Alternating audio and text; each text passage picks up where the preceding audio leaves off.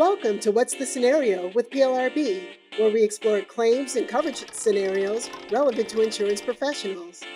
I'm Alicia Watley. I'm Tim Havler. I'm Mike Broad. And I'm Michelle Hunter. Okay, Tim, what's the scenario? A man lived in his house with his girlfriend at the time. Mm-hmm. Things were going so well, he bought an engagement ring, took her to Mexico for vacation, proposed in Cancun, and she said, yes. Yay! A love story for the podcast. Yay! He gave her the ring, she wore it the rest of the vacation, then she packed it in her suitcase to go home. But when she got home and opened up the suitcase, it was gone. Ooh. Shocker. No. The girlfriend had no homeowner's insurance. She had no renter's insurance because she lived with her boyfriend. The boyfriend did have his own homeowner's policy, but he hadn't gotten around to scheduling the ring. He still thinks it should be covered anyway under coverage C for personal property. The adjuster is reviewing the policy, ISO HO3 2011, to see if any coverage can be granted. So I'm going to assume we are at least above the deductible on this one. But does anyone want to hazard a guess? She would not have said yes. You know what I'm saying, Tim? That ring's only worth $500. Good luck there, buddy. What do you think is the average amount spent on an engagement ring in the U.S.? What did the commercials say? It's 2 times your monthly salary or something. Depends on what kind of girl you got. 5 to 10,000 at a minimum. Well, I'd say. What's the average cost for a diamond right now? A carat is what, about $1,000? And a carat isn't that big, and some folks need the bling. So if I had to guess, the average cost would probably be between and the price of gold has also gone up to $2,400 an ounce. So the cost of a ring is probably about between $5,000 and $7,000. Pretty good guess. Alicia, do you have a personal threshold? A person for me? Yes. If I were to be engaged, proposed to with an engagement ring, correct. I don't care because I don't wear rings. So it doesn't matter to me. Easy enough. I know, that'd be easy. Well, the number I got was 5,500 in the U.S. So you yeah, you nailed it there.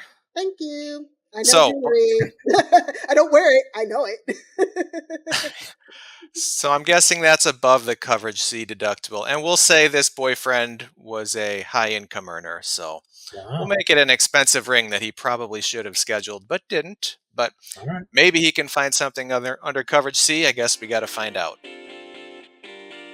All right. So I'm the young lady. We were in Cancun. I get it proposed to. I'm so excited. Do I technically own the ring, or does ownership come from my now fiance? So after the proposal, at that point, it's her ring, not his ring, if she says yes. As soon as she accepts that engagement, then ownership's going to transfer from, I guess I should be gender neutral here, from the giver or the donor to the donee. Now, if the engagement gets broken off, that's a harder question. Some states are going to say, well, we'll look at whose fault it is and give it to the other person. Some states say, no, it always goes back to I shouldn't say man, it goes back to the giver of the ring if it gets broken off. We don't have to worry about that in this claim because the engagement was still good. It was only a couple days old. It couldn't have been broken off that quickly. So I might say it's still good, Tim, but she took the ring off and packed it. You know what I'm saying? You wear your engagement ring. You don't take it off and pack it. How dare she? Please, I don't even pack my expensive Nikes in a checked bag. That might get stolen more often than jewelry. You're right. She was being modest. Didn't want to attract attention to herself on the flight.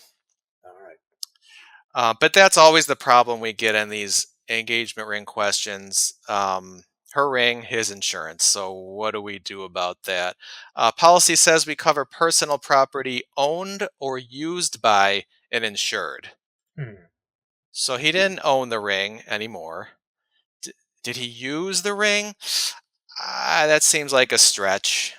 maybe if He you're used it to really creative. propose. Right. They Right, used it to right. get He used it to married. Yeah. propose. Although the Right. proposal is over and done with. True. But you could stretch it and say he used it to support his engagement, or, Right. you could twist the words. But to me, it's a big stretch to say that he either owned or used the ring anymore. So it looks like under just the regular coverage C, so far we aren't looking good on coverage, or at least we'll be Oh, disqualified from the worldwide coverage. that could be. But one thing that I seem to recall back from my property handling days, which was a long time ago, Tim. It's been a while, but I thought there was some coverage for personal property of others, maybe? Yep, there is. In the homeowner's policy, it says, after a loss and at your request, we will cover personal property owned by others while the property is on the part of the resident's premises occupied by an insured. Ooh, Interesting. Residence premises. maybe he lived in that suitcase. People say I live out of my suitcase all the time. He lives out of a suitcase. Maybe There it you was go. a Maybe he works part-time in Cancun. What if Right. it was a private plane? What if it's his own private plane? Wouldn't that still be part of his premises? Right. You guys are too creative for me. Oh, Did that suitcase have an address on it, or the private plane? It's in a hangar or somewhere. exactly. So the bottom line is, yeah, property of others, it can be covered, but really only on the resident's premises. And here, it was gone somewhere on the plane, or before or after the plane. After. Probably before. Somebody in customs has a beautiful new engagement Right. ring. Yep. Yes, that's a good question. So again, now to recap so far, we have no coverage C based on his ownership or usage. We have no coverage C based on her ownership. That's about it. There's nothing else in coverage C. So unfortunately, it's not Great looking like talking we to can cover everybody. this Yeah, ring. that's not the end. Oh, gotcha. All right, so we've got a ring. It's gone. It's not covered under coverage C, but does the theft peril apply? Ooh, good point. Is it a lost ring? Oh, good question. So we already said it's not covered property, so this is going to be, say, a second reason to also deny if we can say it wasn't a theft. But even before this, we've already said no. I mean, sometimes it helps to have multiple arguments against coverage just to really fortify defenses. Was there a theft? We do need a named peril. Theft is a named peril. Does it seem more likely that it was stolen, or does it seem more likely that she just lost it? Maybe we can interview her. Does she remember putting it in the suitcase? Where in the suitcase? Any specific compartment? Did it have a lock on it? Was it in a container? Was anything else missing too? Uh-huh.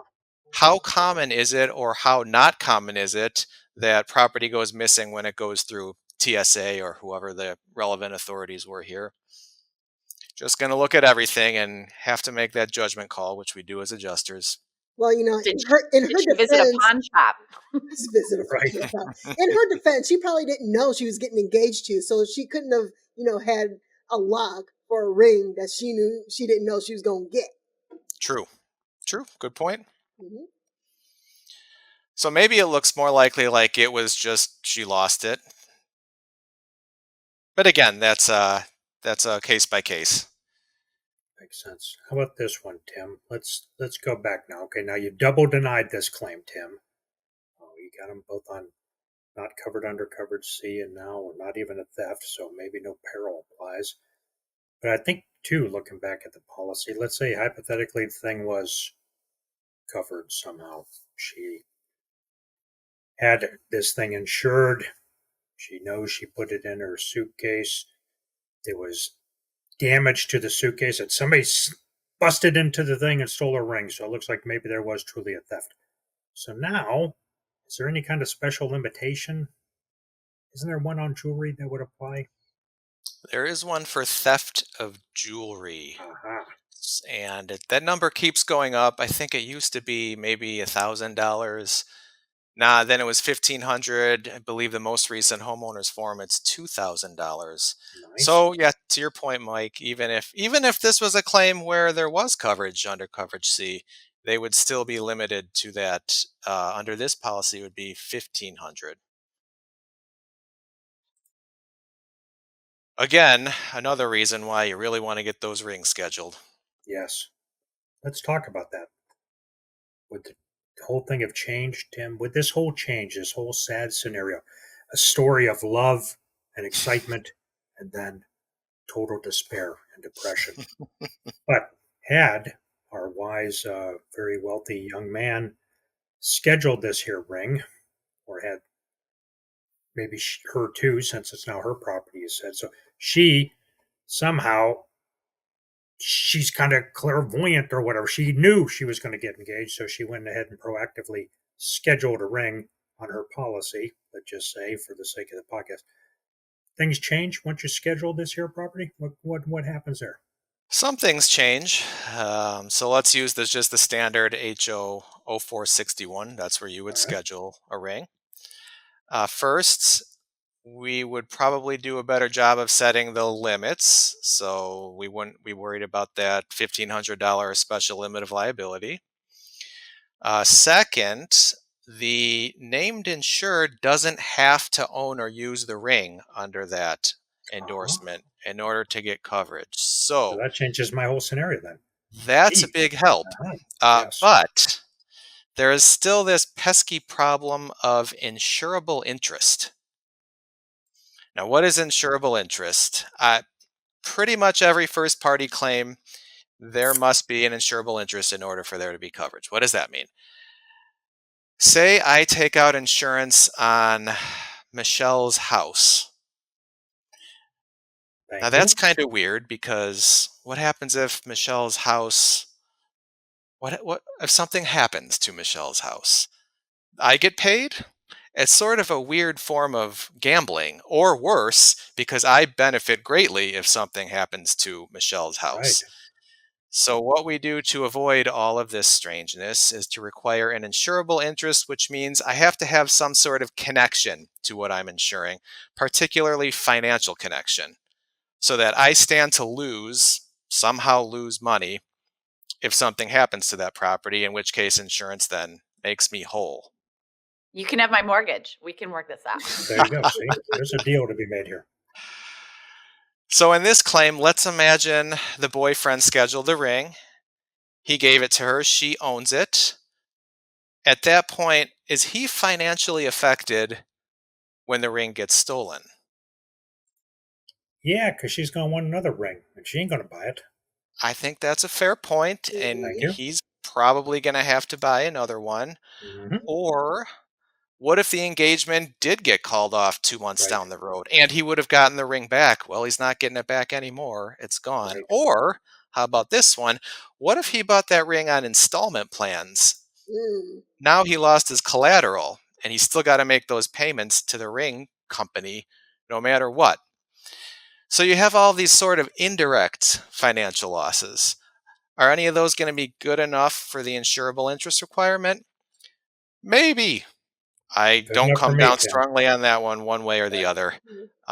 It's controversial. I'd say the whole idea of denying coverage for an engagement ring, a scheduled engagement ring, based on lack of insurable interest, yes, that will be my final thought. It's controversial. It's not like he was gambling, but and if the insurance company knew that this was an engagement ring and probably could have assumed that it was going to be given to someone else soon, then the equities may not favor the insurance company in that case.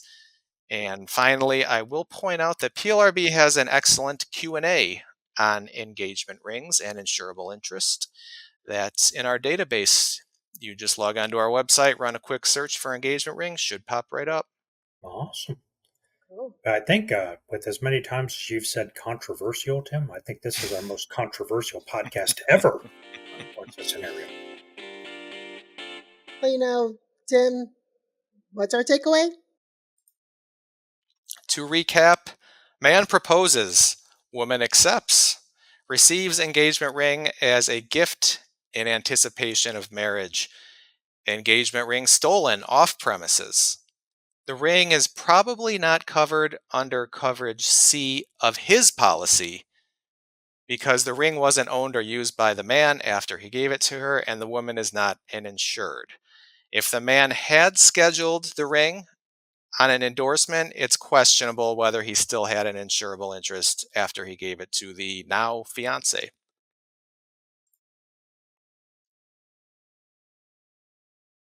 And Mike, where can adjusters go to learn more? I don't know, Alicia. Why you keep asking me that question? Because Oh, you I know do these know, things. Alicia. You're right. Of course, where do you go? plrb.org. You can, like Tim said, research. Just throw engagement ring into the search term. You're going to find all cool stuff. There's some FAQs out there. There's a property Q&A. I think it's even number 166, Tim, but don't quote me on that. That covers that. And there's also stuff that what happens, one coverage question, where the fiance refuses to return the ring post split and what could happen. I mean, if you didn't think insurance was exciting, check out plrb.org and just read that story right there. What happens when it refuses to give up the ring? Oh, and Alicia, Yes. where could the folks find this? Could we post this in the show notes too for them? We absolutely can. You can find those links in our show notes. You can also find a recap of the key points from today's episode and links to our social media and information on how to submit your own adjuster story. So don't forget to subscribe. Don't forget to rate us. We're happy to have you here, and we'll see you next time. Yay. Goodbye, everybody. The views and opinions expressed in this resource are those of the individual speaker and not necessarily those of the Property and Liability Resource Bureau, its membership, or any organization with which the presenter is employed or affiliated. The information, ideas, and opinions are presented as information only and not as legal advice or offers of representation. Individual policy language and state laws vary, and listeners should rely on guidance from their companies and counsel as appropriate.